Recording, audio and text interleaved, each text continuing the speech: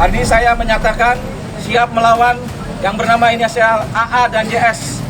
Artinya kami meyakini bahwa ahli mereka yang bernama berinisial JS itu adalah pembohong besar. Intinya begini, tidak ada kebohongan yang sempurna. Setiap kebohongan ditutup dengan kebohongan yang lain, akhirnya juga bangkai-bangkai kebohongan itu akan terendus. Karena kami yakin sampai dunia kiamat pun Pak Jokowi tidak akan menunjukkan ijazahnya.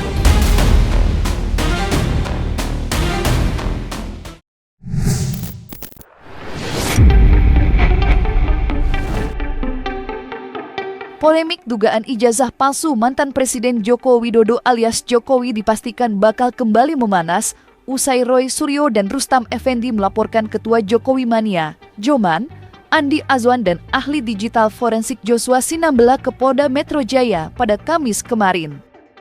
Adapun pasal yang disangkakan pada kedua terlapor yakni dugaan pelanggaran Undang-Undang ITE tentang dugaan tindak pidana editing, manipulasi data elektronik, hingga pemberitahuan bohong. Roy Suryo dan Rustam Effendi yang datang ke Polda Metro Jaya bersama rombongannya meminta aparat kepolisian bertindak profesional dengan mengedepankan asas netralitas serta tidak memihak. Bagi Roy Suryo CS, hal itu penting disampaikan mengingat saat ini instansi kepolisian sedang menjadi sorotan publik, akan menjadi presiden buruk jika aparat kepolisian dalam hal ini Polda Metro Jaya tidak mengakomodir laporan yang dibuatnya untuk memenjarakan pentolan Jokowi yang selama berdiri di garda terdepan dalam melakukan pembelaan, termasuk tuduhan ijazah palsu yang saat ini dipermasalahkan Roy Suryo CS.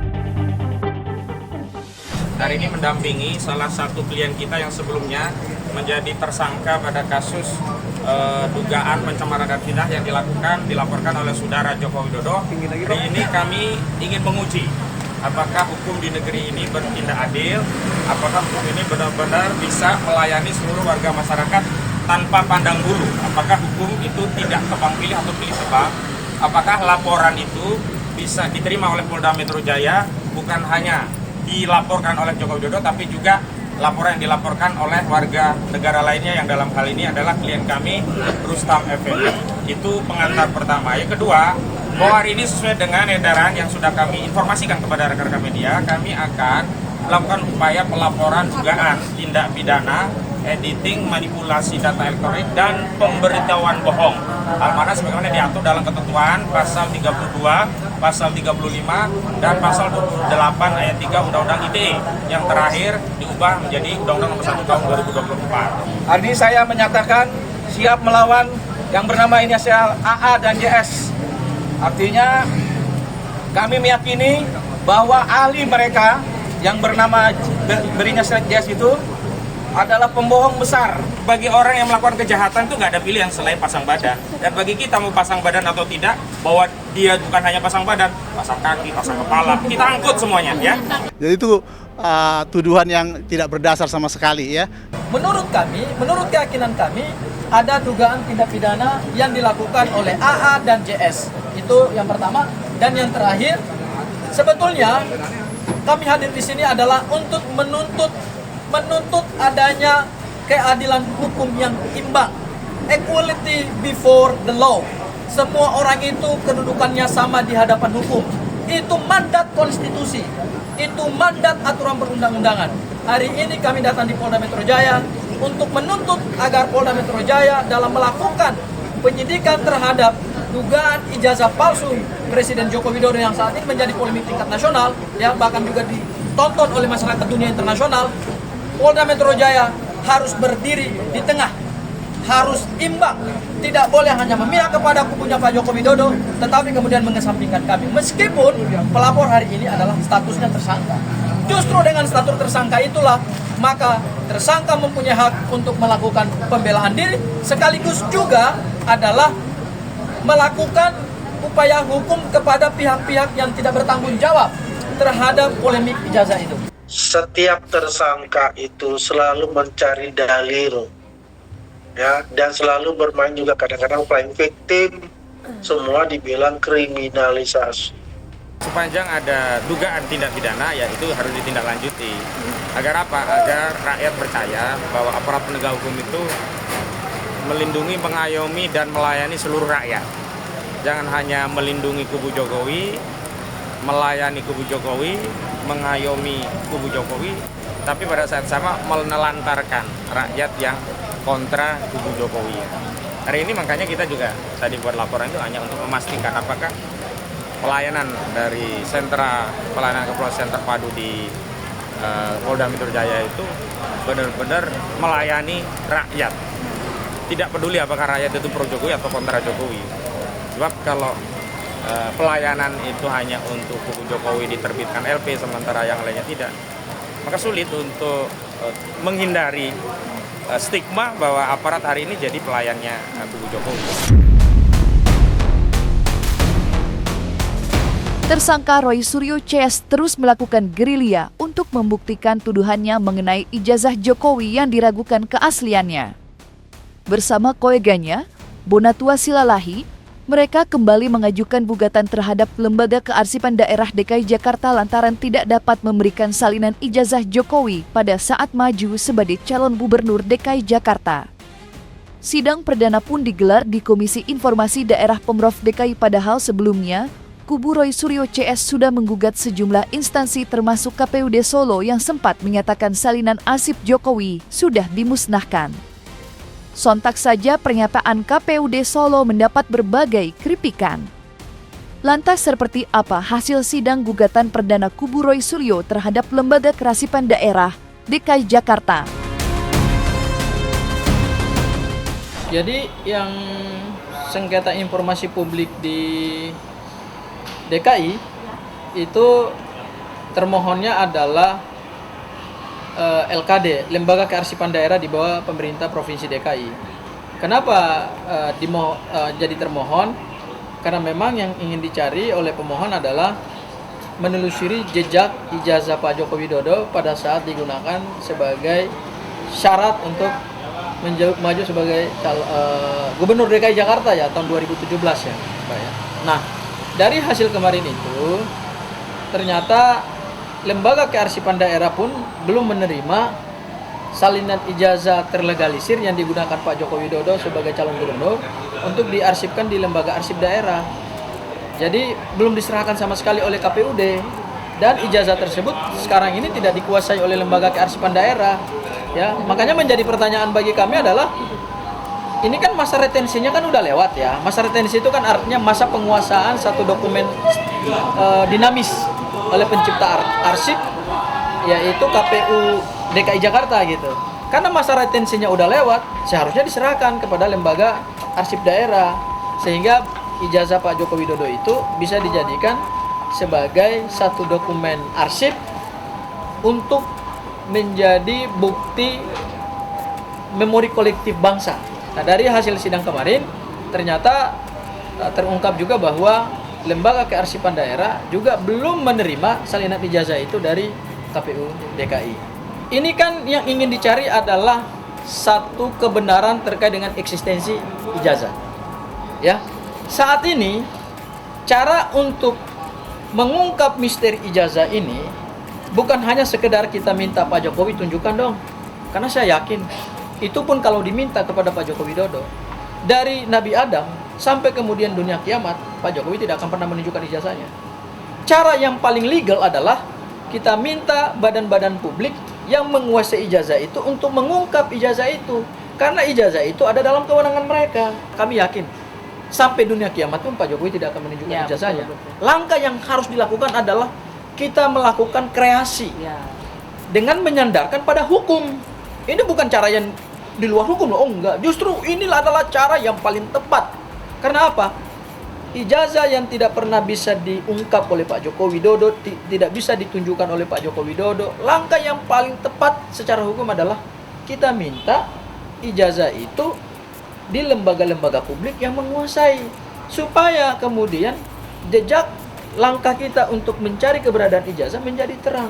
Berdasarkan hasil sidang kami di Komisi Informasi Daerah, itu ternyata KPU DKI pun belum menyerahkan ijazah itu kepada Lembaga Kearsipan Daerah. Jadi semakin ini kita masuk di dalam proses sengketa informasi publik, akhirnya yang terjadi apa?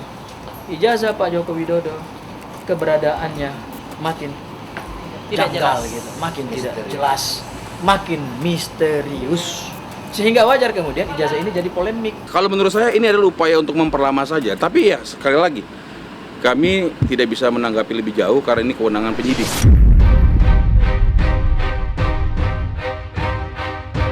Ditemani kuasa hukumnya, Abdul Ghafur, yang tampil di hadapan awak media menyebut ada banyak kejanggalan mengenai keberadaan ijazah Jokowi.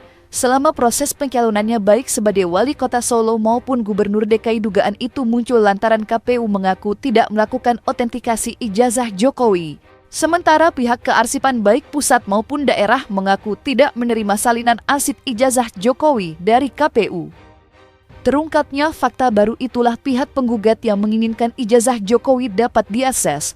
Publik menduga selama ini proses pencalonan Jokowi sebagai pejabat publik patut dipertanyakan. Mengingat panitia penyelenggara seperti KPU bahkan tidak pernah melihat fisik ijazah asli Jokowi.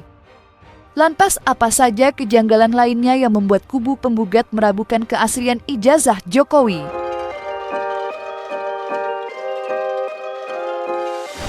Ternyata setelah barang ini menjadi bagian dari dispute atau sengketa informasi publik, akhirnya kejanggalan makin terbongkar. Bahwa ijazah Pak Joko Widodo pun banyak hal. Satu, ya saya satu-satu nih. Di KPU RRI, di Komisi Informasi Pusat, putusan kemarin termohonnya kan Andri. Ternyata berdasarkan fakta persidangan dan berdasarkan putusan majelis komisioner, ijazah Pak Joko Widodo tidak pernah diserahkan oleh KPU RRI ke lembaga Andri. Ada apa ini? Itu kan kejanggalan. Berdasarkan hasil mediasi kami kemarin dengan Komisi Informasi Pusat dengan termohonnya KPU RRI, ternyata KPU sendiri tidak pernah melakukan otentikasi dan tidak pernah melihat ijazah Pak Joko Widodo. Itu fakta mediasi dan itu fakta persidangan. Tidak bisa dibantah. Karena kami yang adalah pelaku di dalam proses sengketa itu. Ya kan? KPU RRI pada saat melakukan verifikasi terhadap ijazah Pak Joko Widodo nggak pernah tuh ngelihat ijazah aslinya. Artinya barang ini kan sebenarnya fisiknya ini kan misterius gitu. Yang diserahkan itu hanyalah salinan fotokopi yang dilegalisir dan kemudian dilihat karena ini sudah dilegalisir OGM, kemudian hanya diceklis memenuhi syarat. Tetapi terungkap fakta di dalam persidangan di KIP dengan termohon KPU RRI, KPU aja nggak pernah melakukan otentikasi. Sengketa atau apa ya, polemik terkait ijazah Pak Joko Widodo ini, akhirnya kita temukan lagi fakta baru. KPU RRI sebagai lembaga badan publik yang punya kewenangan untuk menyampaikan ijazah itu kepada pemohon informasi, ternyata ijazahnya juga ditutup. Ada 9 poin tuh ditutup. Ada 9 poin dalam ijazah Pak Joko Widodo itu ditutup oleh KPU RRI. Dan penutupan informasi-informasi yang penting itu, mohon maaf, ternyata saya kejar saksi di dalam fakta persidangan kemarin. Saya kejar orang KPU.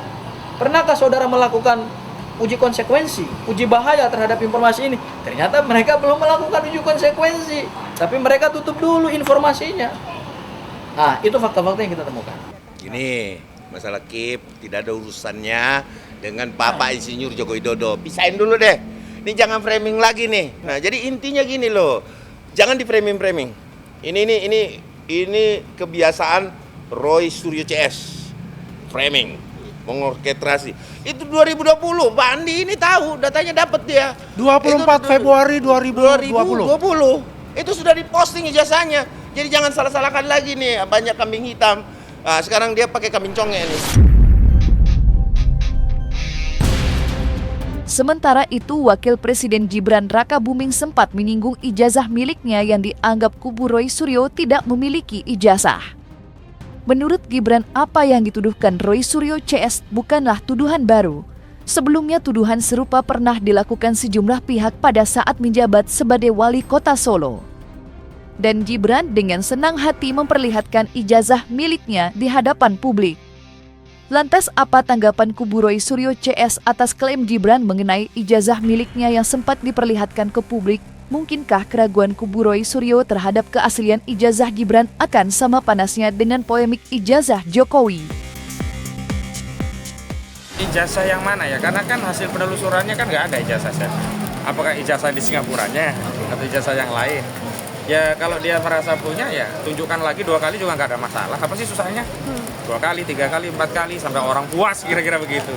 Justru ketika jalan yang ditempuh itu berbelit-belit, sebagaimana saudara Joko Widodo juga menempuh jalan yang berbelit-belit, cara seperti itu selain tidak praktis justru makin meyakinkan publik atas masalah dari ijazah itu. Intinya begini, tidak ada kebohongan yang sempurna. Setiap kebohongan ditutup dengan kebohongan yang lain, akhirnya juga bangkai-bangkai kebohongan itu akan terendus juga. Yang lebih substansial itu sebenarnya bukan masalah ijazah ya, value tentang kejujuran di negeri kita. Sulit sekali kita ini sekarang menemukan karakter kejujuran pada pemimpin, dan kalau karakter itu hilang dari pemimpin, waduh bahaya. Dan sebenarnya bukan kalau ya sudah terjadi ketidakjujuran itu banyak sekali kebohongan-kebohongan. Percuma yang dia minta itu kan bukti kayak ini loh UGM. Yang diminta itu kan bukan statement UGM, testimoni UGM, tapi ijazahnya. Nah, gitu. Dari dulu saya katakan kepada teroris ini, kalau mau melihat ijazah Jokowi, fine, bisa. Tapi hanya melihat. Tapi tidak buat mereka. Saya akan ambil ijazah Pak Jokowi, saya akan saya akan uji saya sendiri. Adakah orang seperti itu? Buat saya, ngapain saya tunjukkan buat kamu? Apa untungan kamu? Tapi teman-teman mesti tahu, beliau adalah mantan presiden. Ketika itu ditunjukkan dan diberikan, ini akan jadi jurisprudensi kepada nanti pemimpin-pemimpin, baik yang atas sampai paling bawah, dan bisa jadi ajang untuk pemerasan dari organisasi-organisasi yang kriminal. Itu bisa seperti itu. Oh iya, kan sekarang juga udah muncul ijazah Gibran yang dipersoalkan kan. Bahkan Roy Suryo pernah mengaku akan memeriksa ijazahnya Kaisang kan. Jadi akan dicari kemana-mana. Mereka ini tidak akan berhenti sampai kapanpun. Makanya saya setuju bahwa mereka harus diadili. Ya. Karena harapan saya adalah kalau diadili dan terbukti misalnya Pak Jokowi itu memang ijazahnya asli, yang mestinya gugatan mereka itu nggak bisa diperpanjang. Atau gugatan dari para pendukung Suryo dan kawan-kawan atau para pendukung Roy Suryo dan kawan-kawan nggak punya alasan nih untuk terus mempertanyakan keaslian ijazah. Tapi biar gimana pun kan tetap mereka akan mengatakan ya bohong gitu kan. Mungkin pengadilannya sendiri curang, licik. Mereka kan dari dulu sudah mengutarakan berbagai tuduhan. Terakhir misalnya Roy Suryo masih mengatakan bahwa foto yang ada di ijazahnya Pak Jokowi itu foto sepupunya Jokowi kan. Mengarangnya itu sampai level yang betul-betul nggak masuk akal.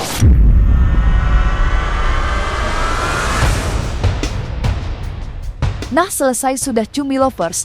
Saksikan terus Cumi.com in-depth, kabar lengkap, mendalam, dan akurat dari narasumber terpercaya. Dan jangan lupa untuk like, subscribe, dan juga share channel YouTube Cumi-Cumi.